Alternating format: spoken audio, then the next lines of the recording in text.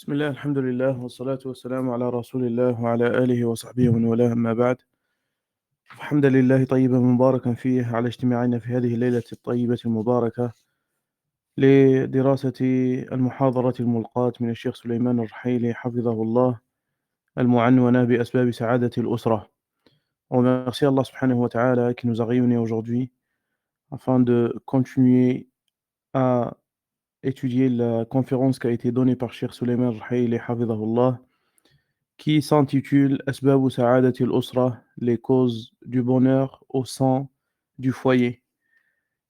La fois passée, nous avons vu l'essentiel des raisons, la base des causes qui assurent l'épanouissement des cœurs, qui assurent la joie, le bonheur dans les foyers. C'est تحقيق الإيمان والعمل الصالح, la concrétisation de la foi et l'œuvre pieuse. Et nous avons dit que la foi ici signifie la sincérité. Ça veut dire la sincérité dans les paroles, dans les actes, envers le conjoint, la conjointe, envers les enfants et ainsi de suite. Et aussi al-amal al-salih, le fait d'accomplir des bonnes œuvres. Et notre preuve sur ce que nous avons dit, c'était sur la parole d'Allah subhanahu wa ta'ala, Man amila salihan min dhakarin aw untha wa huwa mu'min. Quiconque mâle ou femelle accomplit une bonne œuvre tout en étant croyant. Donc par la suite, Allah subhanahu wa ta'ala nous dit فَلَنُحْيِيَنَّهُ حَيَاةً طَيِّبَةً. On lui fera vivre une bonne vie et on, les, on le récompensera en fonction des meilleurs de la rétribution des actions. Aujourd'hui, il continue, rahimahu hafidhahullah. Donc nous allons voir la deuxième condition ou la deuxième raison qu'il a citée. Il dit وَإِنَّ مِمَّا يَتَعَلَّقُ بهذا الأصل في سعادة الأسرة أن يكون اختيار الزوجين قائما على التدين مع عدم إهمال ما يحتاج إليه الإنسان في ارتياحه إلى من يشاركه حياته. Donc il dit, parmi les causes qui assurent la joie et le bonheur au sein du foyer, il y a le fait de choisir l'époux ou l'épouse selon la religion. Le fait que le choix se repose sur la religiosité, que ce soit de l'homme ou de la femme, sans pour autant oublier ce dont la nature humaine a besoin. Et il va nous expliquer avec un peu plus de détails par rapport à ce qu'il dit. Mais la raison qui va la détailler maintenant, elle est sous catégorie. Parmi les causes, il y a le fait de choisir celui ou celle qui a la religion, sans négliger, sans délaisser entièrement ce dont l'homme ou la femme a besoin de voir chez son conjoint.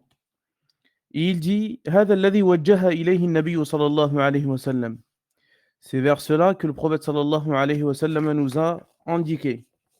Il dit le prophète sallallahu alayhi wa sallam تنكح المرأة لأربع. Le prophète sallallahu alayhi wa sallam a dit on épouse une femme pour 4 raisons. Pour son argent, ça veut dire pour ses biens, pour sa généalogie, pour sa beauté et pour sa religion. فَاظْفَرْ بِذَاتِ الدِّينِ. Tâche à choisir celle qui a la religion, ainsi tu gagneras. Il dit dans ce hadith, le prophète sallallahu alayhi wa sallam, regardez bien l'explication de ce hadith, c'est pas ce qui est euh, connu chez beaucoup de musulmans. Donc l'explication réelle de ce hadith, le prophète sallallahu alayhi wa sallam nous informe et nous cite sallallahu alayhi wa sallam les choses qui incitent l'homme de prendre telle femme, les raisons qui poussent l'homme de prendre la femme. Donc il dit, premièrement, maluha, c'est bien. Deuxièmement, sa beauté. Troisièmement, sa généalogie, sa descendance. Et quatrièmement, sa religion. Et par la suite, il nous a dit que celui qui gagnera, celui qui gagne et celui qui réussit sera celui qui aura choisi celle qui a la religion. Donc, à titre informatif, le prophète sallallahu alayhi wa sallam ici, il nous dit voici ce que les hommes cherchent. Voici ce que les hommes cherchent dans une femme. La majorité des gens et des hommes cherchent l'argent, cherchent les biens, prendre celle qu'elle a des biens, ou celle qu'elle est issue d'une bonne descendance, ou celle qui a la beauté. Et par la suite, celle qui a la religion. Le prophète sallallahu alayhi wa sallam nous a cité la religion, la dernière caractéristique ou critère que les hommes cherchent. Et toi, il te dit, ô toi, celui qui veut avoir la réussite, prends celle, choisis celle, tâche à choisir celle qui a la religion.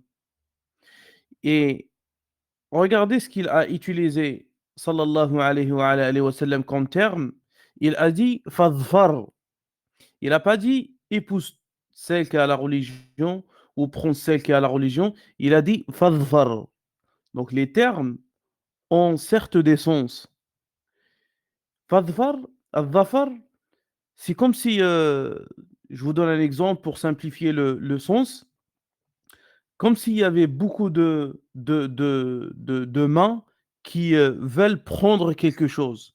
Alors que toi, ta main, elle précède et elle devance tout le monde. Donc c'est ça, on appelle al-dhafar. C'est comme si tu arraches quelque chose. C'est comme si tu l'arraches, tu la gagnes. Pendant que tout le monde la recherche, tout le monde la vise, tout le monde se lance pour l'avoir, alors toi, tu la prends. C'est ça al-dhafar. C'est ça al-dhafar. Donc il te dit, fadfar, prends celle. Donc là, je vous ai expliqué le sens réel, mais pour le traduire, donc il y a des mots qui n'ont pas de réellement la réelle signification en français. Donc fadfar, prends celle, tâche à choisir celle qui a la religion, ainsi tu seras gagnant. Il continue, rahimahullah, et il dit إنهن فتيات يبحثن عنهن بماء الذهب. Donc, en revenant à ce hadith, le prophète sallallahu alayhi wa sallam incite l'homme de prendre celle qui a la religion. Parce que ces critères qui avaient cité le prophète sallallahu alayhi wa sallam auparavant, ce sont des critères, on va dire, za'ila, éphémères. Si tu cherches l'argent, il se peut que tu peux prendre une femme qui a des biens, mais le jour au lendemain, elle devient pauvre. Si tu prends par exemple une femme et tu cherches en premier, je cite et je signale en premier, si tu prends celle qui a la généalogie, la descendance haute, élevée, la descendance et la généalogie peut disparaître avec la mort. Si tu vises en premier la beauté, ça fait partie des choses qui sont éphémères. Elle vieillira et la beauté disparaîtra. Si tu choisis celle qui a la religion, elle ne disparaîtra pas. Elle restera toujours. Et tu ne cesseras de profiter de ce critère jusqu'à ce que tu meurs.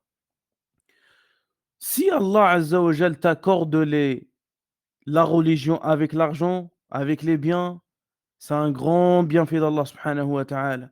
Si tu rajoutes sur ça la généalogie, la bonne descendance, c'est un bien parmi les bienfaits d'Allah subhanahu wa ta'ala. Si tu regroupes encore la beauté, ça fait partie des grands bienfaits qu'Allah subhanahu wa ta'ala sur toi. Mais rien n'est équivalent à celle qui a la religion. Tu peux avoir celle qui a des biens abondants, celle qui a une généalogie très haute et très élevée, celle qui a une beauté infinie, mais qu'elle n'a pas de religion, c'est toi le grand perdant. Et ta descendance par la suite. Et ta descendance par la suite. Donc le prophète sallallahu alayhi wa sallam t'invite en premier de choisir celle qui a la religion. Et ça ne veut pas dire, et il va expliquer normalement ça, si mes souvenirs sont bons, donc ça ne veut pas dire que le prophète sallallahu alayhi wa sallam t'incite à ne pas prendre en considération tout ce que l'homme ou la femme cherche, par exemple chez un homme ou chez une femme, comme par exemple la beauté, comme par exemple la sagesse, l'intelligence, la posture, et ainsi de suite. Donc ça ne veut pas dire ça.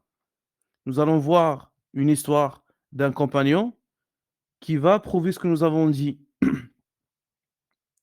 Donc prends celle qui a la religion. Et qui dit celle qui a la religion, c'est qui celle qui a la religion? Comment peut-on déterminer celle qui a la religion de celle qui ne possède pas de religion? Si tu me dis l'apparence, j'ai vu une sœur et je veux me marier parce qu'elle porte le djilbab, parce qu'elle porte le sitar ou quoi que ce soit. Certes, ça fait partie de la religion et des bonnes caractéristiques que la femme peut avoir. Mais est-ce que c'est ça la religion? Ça fait partie de la religion. Mais il faut plutôt chercher la religiosité de cette sœur-là. Est-ce qu'elle accomplit ses prières comme il se doit, à son temps? Est-ce comment elle a sa relation envers son Seigneur subhanahu wa ta'ala? Est-ce qu'elle est, parce que les savants, lorsqu'ils parlent de That din, celle qui a la religion, ils disent celle qui a accompli les bonnes, celle qui a accompli les commandements et s'écarte des interdictions. C'est ça la réalité de din. La religion dans la globalité, c'est quoi? C'est accomplir les ordres, s'écarter des interdictions. Donc toi, tu cherches celle qui a ça. Certes, elle a accompli les commandements d'Allah subhanahu wa ta'ala sur son apparence, mais ça ne veut pas dire que forcément, sur les autres plans, sur les autres terrains, elle accomplit les ordres d'Allah subhanahu wa ta'ala et ses commandements. Pareil pour l'homme. Si tu me dis, je vois un homme, il, est, il a une barbe, il porte le qamis, alors il a sa religiosité. Ce que tu as vu, ça fait partie de sa religiosité. Ça fait partie de son dîn. Mais est-ce que c'est suffisant comme raison qui me permet d'engager une vie conjugale avec cet homme-là ou pas? Il faut plutôt se renseigner sur sa religiosité dans l'entièreté, on va dire, sur ce qui est apparent, comme par exemple son accomplissement de la prière à la mosquée, le fait qu'il s'attache, il s'accroche à sa religion. D'autres savants, qu'est-ce qu'ils ont dit? Ils ont donné d'autres astuces et d'autres choses, critères qui peuvent aider la personne de savoir si telle personne a une religion ou pas. Quand je dis a une religion, ça ne veut pas dire qu'elle est mécréante ou quoi que ce soit, mais on parle de sa religiosité. Elle peut toujours être dans la religion, même si elle a des manquements. Mais là, on parle sur le plan spécifique. Ça veut pas dire, ça veut dire les critères et les raisons qui poussent l'homme ou la femme de choisir l'époux ou l'épouse. Certains savants, qu'est-ce qu'ils ont dit? Ils ont dit, tu cherches, que ce soit pour l'homme ou la femme, tu cherches sa fréquentation, la première des choses. Tu cherches la fréquentation. Si tu vois que sa fréquentation, elle reste dans la globalité euh, appréciable, agréée par la religion, ça fait partie des signes. Je ne dis pas que c'est un signe. Je ne suis pas en train de dire, allez, tu vois la fréquentation, tu te jettes directement avec cet homme ou cette femme-là. Ça fait partie des fortes signes qui montrent que cette personne-là a une base religieuse. Aussi, parmi ce qu'ils disent aussi, c'est comment elle réagit face aux choses blâmables qui adviennent devant elle. Parmi, par exemple, elle est avec sa fréquentation ou il est avec ses amis et il y a quelque chose qui se passe. Donc, comment elle réagit ou comment il réagit face à cette action blâmable? Est-ce qu'il renie ça ou pas? Est-ce qu'il est prêt de, de, de, de mettre l'ordre d'Allah subhanahu wa ta'ala en premier et qu'il s'écarte de ces personnes-là, par exemple, ou pas? Parce que actuellement, ce que l'on voit, ça fait partie toujours des choses qui réjouissent le croyant, mais dans la globalité, on voit que l'apparence religieuse est devenue une mode, que ce soit chez les femmes ou chez les hommes. On voit des personnes, par exemple, des sœurs qui portent djilbab, masha'Allah, mais qu'elles se maquillent comme elles ne se maquillent pas, celles qui ne portent pas le djilbab. On voit des frères qui portent le qamis ou qui portent des habits, on va dire, amples comme saroual ou quelque chose semblable, mais ce qu'ils font sortir de leur bouche, il ne se permet pas de le dire celui qui ne porte pas la barbe. Donc je suis en train de vous inviter à élargir votre champ de vision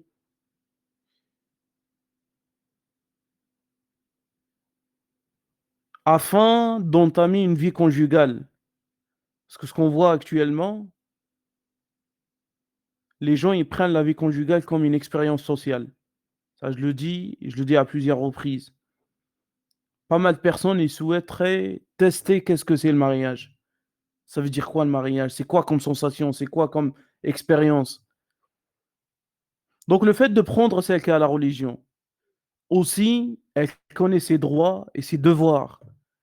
Ses droits, que ce soit envers elle, que ce soit envers son époux.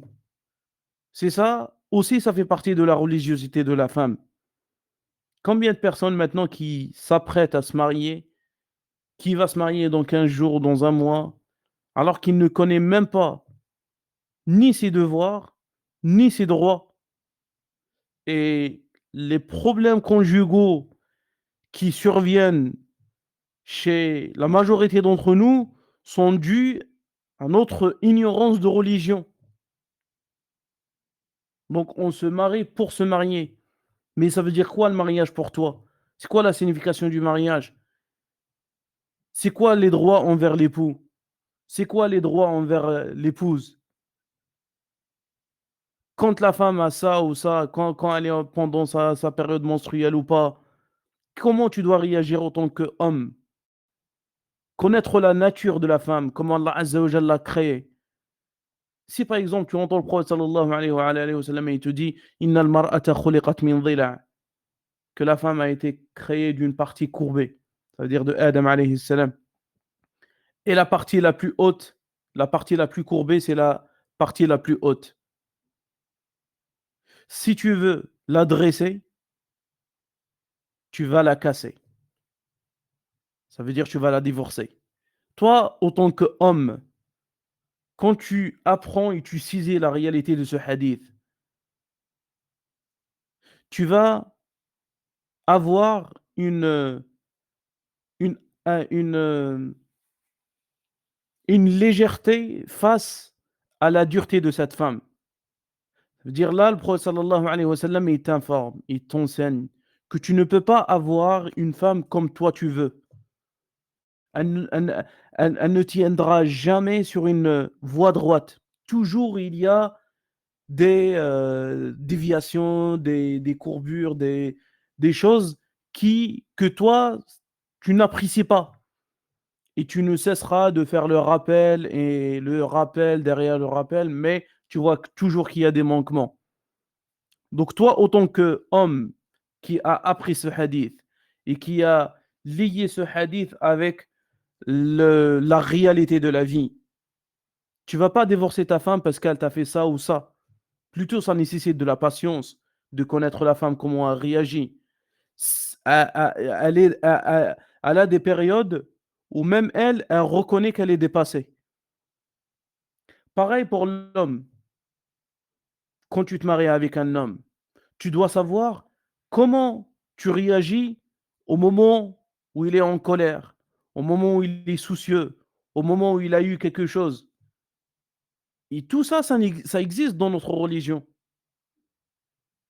Quand tu vois comment a réfléchi la femme, sa nature et sa forme, quand par exemple la femme elle est triste ou elle est soucieuse, elle a plus besoin d'être écoutée et qu'elle soit proche à l'homme, pendant ces moments-là, sachant que l'homme, lorsqu'il est en état de colère, lorsqu'il est soucieux, il préfère plutôt s'éloigner, être seul, être à l'isolement. C'est un moment de réforme pour lui. Et ça, tu le trouves dans la religion. À l'exemple, titre d'exemple, l'histoire de Asma, si je me rappelle bien, elle s'appelait Asma al-Fazaziya. Elle donnait ses conseils lorsque, lorsque, lorsqu'elle avait sa fille qu'il allait se marier. Donc elle donnait ces conseils-là pour sa fille. Donc ce sont des choses et des bases qui existent dans notre religion. Quand le prophète sallallahu alayhi wa sallam, il t'apprend que l'ingratitude est une qualité qui se manifeste abondamment chez la femme. Et il te dit même, si tu es bienfaisant envers la femme toute ta vie, dans une autre version, 40 ans, tu lui donnes tout ce qu'elle veut. Et viendra le jour où elle va te dire, je n'ai jamais vu un bien provient de toi. Toi, quand tu vas entendre ça, comme il dit Cheikh al-Islam Hafidahullah, il dit quand tu vas entendre ça, comment tu vas réagir? Tu vas dire Sadaqa Rasulullah, le prophète sallallahu alayhi wa sallam a dit vrai. C'est ça la réalité de la religiosité. Tout comme, par exemple, toute personne qui souhaiterait se marier ou toute personne qui est dans le mariage, il a besoin de ses fondements et ses bases. Tout comme celui qui veut accomplir le pèlerinage, celui qui a eu un enfant, celui qui veut acheter ou celui qui veut vendre, ou celui qui veut faire la umrah, ou celui qui a l'héritage. Donc, ce sont des bases et des connaissances que nous sommes dans l'obligation de les acquérir. Et tout comme, regardez, il va expliquer ça, et tout comme le prophète sallallahu alayhi wa sallam a euh, recommandé à la femme, ou plutôt a ordonné à l'homme de chercher celle qui a la religion, il a également ordonné la famille de la femme de prendre celui qui a la religion. Et il continue, hafidahullah, et il dit ويقول المصطفى المختار صلى الله عليه وعلى آله وسلم إذا أتاكم من ترضون دينه وخلقه فزوجوه إلا تفعلوه تكن فتنة في الأرض وفساد عريض. Et il dit, si se présente à vous celui que vous agréez, sa religion et son comportement, alors mariez-le. Si vous ne le faites pas, cela va entraîner le désordre sur la terre et une grande perversion, ou plutôt perversité. Alors le prophète sallallahu alayhi wa sallam, donc il dit hafidahullah, le prophète sallallahu alayhi wa sallam nous a enseigné ici que le choix de l'époux ou de l'épouse, faut qu'il soit basé sur la religion. وأشار إلى أن ذلك من أعظم الأمور التي تدفع بها الفتن وتستصلح بها الأرض وتستصلح بها البيوت. Les savants, lorsqu'ils expliquent ce hadith, donc ils disent, et ça c'est vrai, quand tu vois ce hadith, tu dis, c'est quoi le lien entre une fitna, genre le désordre sur terre, et la grande perversité? Quel est le lien entre le fait de refuser celui qui a la religion et celui qui a le bon comportement avec le fait d'avoir la corruption sur terre et la perversité? Ben, parmi les savants, ils ont dit l'interprétation de ce passage, c'est que si tu refuses celui qui a la religion, donc tu participes à la multitude de zina, la fornication. C'est à chaque fois, tu refuses ceux qui ont de la religion et tu cherches que celui qui a de l'argent ou celui qui a ça ou ça. Déjà, premièrement, d'autres savants, ils ont dit, premièrement, tu refuses l'ordre du législateur, le prophète sallallahu alayhi wa sallam. Et deuxièmement, tu participes à faire multiplier zina. Mais là, il dit fitna, c'est ça le fitna. Certains savants, ils ont expliqué le fitna ici dans ce hadith par zina, la fornication. Et fasadun arid, une perversité large. Donc perversité, c'est plutôt zina. Donc je me reprends. Le fasad, la perversité, c'est zina. Et le fitna, c'est al-qatl. C'est le fait de tuer quelqu'un. Pourquoi? Parce que quand quelqu'un, par exemple, il fornique avec telle femme, très certainement, il y a la famille qui vont réagir. Et ça peut mener à la mort, à tuer quelqu'un. Raison pour laquelle le prophète sallallahu alayhi wa sallam a signalé ou a cité ces deux raisons et ces deux plutôt conséquences. Et il continue, hafidahullah, il dit وقال النبي صلى الله عليه وسلم تزوجوا الودود الولود فإني مكاثر بكم الأمم. Et le prophète sallallahu alayhi wa sallam nous dit également mariez-vous avec la femme douce et fertile car je vais me vanter de votre nombre par rapport aux autres communautés. Dans une autre version, le jour du jugement.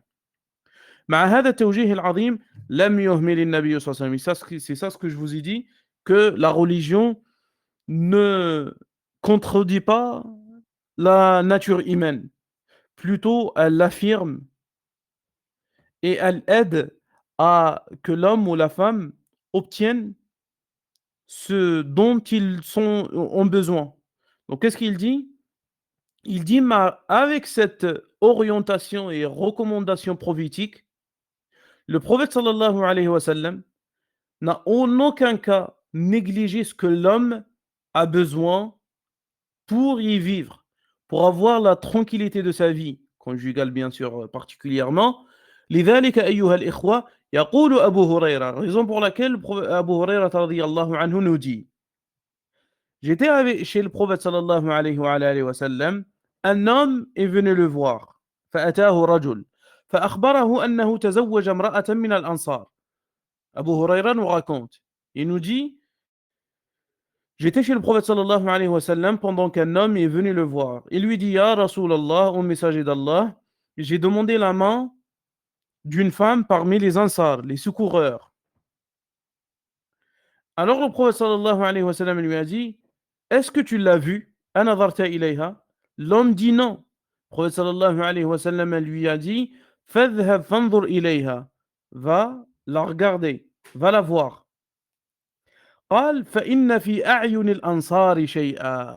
Subhanallah. Le prophète sallallahu alayhi wa sallam lui a dit car les ansars, les secoureurs, parmi les femmes je parle, ils ont quelque chose, une particularité dans leurs yeux. Vous allez comprendre ce que c'est. Donc, il dit Cheikh, هذا الرجل مهاجري. Donc, cet homme-là, c'est un homme qui faisait partie des muhajirines, les immigrants, les Mekwa, al-Makkiyin. Il dit خطب امرأة من الأنصار. Donc, c'était un homme qui faisait partie des muhajirines, qui venait de la Mecque.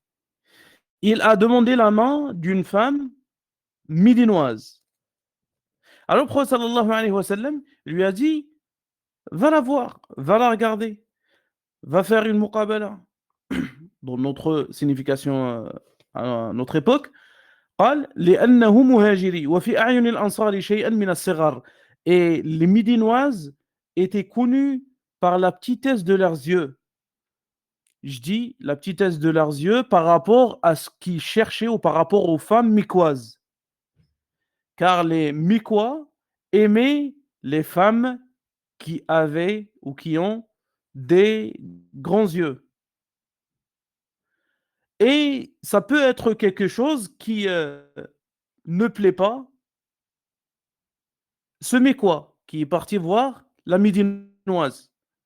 Fanzuru, il dit, regardez comment le prophète sallallahu alayhi wa sallam lui a orienté vers ce détail afin qu'il se repose, qu'il se relaxe lorsqu'il se marie.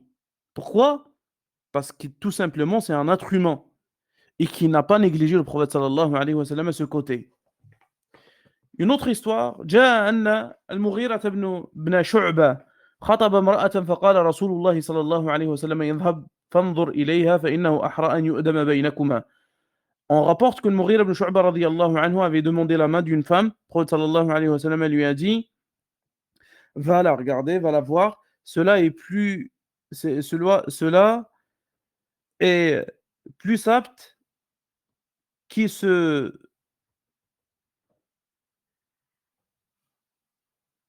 cela est plus ذلك أحرى أن يؤدب بينكما. Dans le sens, cela est plus bénéfique afin de consolider votre union. فذهب فنظر إليها. Donc il dit, Cheikh Hafidhahullah, انظروا يا إخوة أرشد النبي صلى الله عليه وسلم المغيرة أن ينظر إلى المرأة التي يريد أن يتزوجها ثم أخبر بالحكمة. Donc le prophète sallallahu alayhi wa sallam a ordonné le Mughira d'aller voir cette femme-là et par la suite il a cité la sagesse. Pourquoi? Il dit afin de consolider votre union. وأن تستديم الحياة على هناء بينهما. فلم يكتفي النبي صلى الله عليه وسلم بأن يعلم الرجل بتدين من تقدم لخطبتها.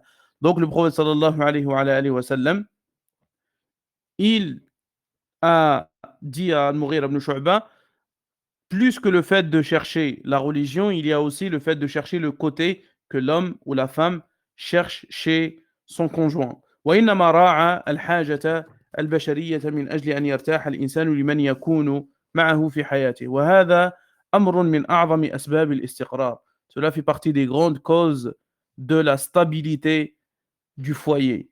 فإذا تزوج الرجل المرأة وقد ارتاح لها وهي ذات دين كان ذلك فيه سعادة لأسرته وديمومة لعلاقته الزوجية.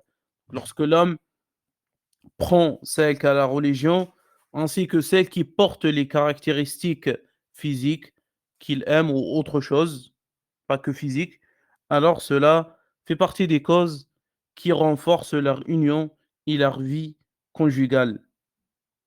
Donc la raison de notre aujourd'hui qu'il a cité, Hafidahullah, c'est se baser sur la religion en premier lieu.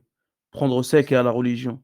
Et la religion, comme nous avons dit, ne se limite pas seulement sur le fait d'avoir des habits religieux ou le fait d'avoir une apparence religieuse. Il faut plutôt enquêter sur la personne et avant toute chose faire salat l'istikhara et invoquer Allah subhanahu wa ta'ala de stabiliser la vie conjugale.